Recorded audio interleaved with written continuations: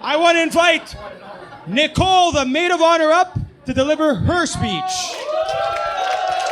Let's give her a big round of applause. Let's go!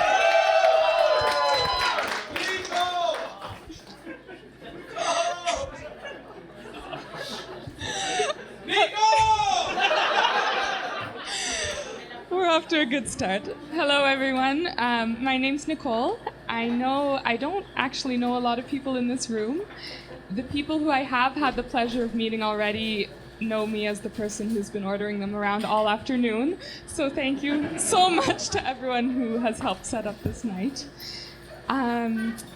So funny story. I have been planning out this speech since, I'm going to say about 10 months, since Marisha asked me to be her maid of honor. And to this moment, I have not written a single word of it down. So we're winging it. Bear with me. I have known Marisha now for 6 years. We met in first year university. And really, I think that meeting Marisha was one of the biggest life-changing moments I've had so far. I really think that there had to be something bigger than just ourselves at play when two timid, very timid, shy little girls, one from BC, one from Ontario, who never really had any urge to leave their homes, found themselves studying in Montreal together.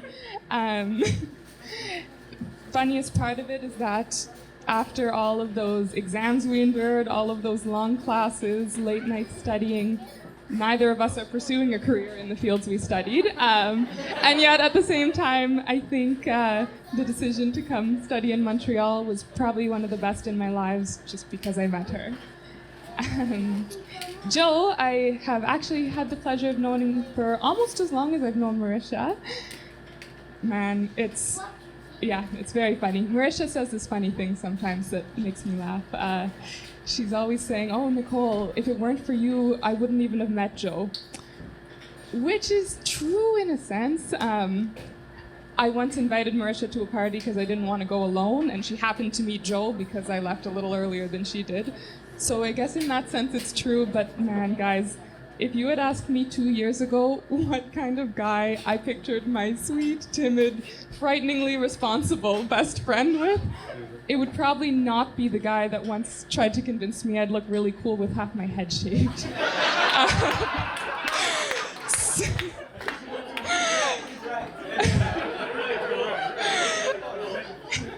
That being said, Jo, since long before I've considered you my in-law of sorts, I really have admired you a lot and valued your friendship. And as much as I did not see it coming and was a little shocked when it first happened, I since have really seen how perfect you guys are for each other.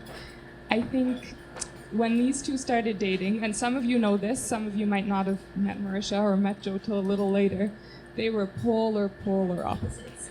Polar opposites. They agreed on a lot of important values, but personality-wise, I don't think I know two people more different. But I've been noticing over these last 2 years, Jo is bringing out qualities in Marisha that she didn't display before and that make her all a better person for it.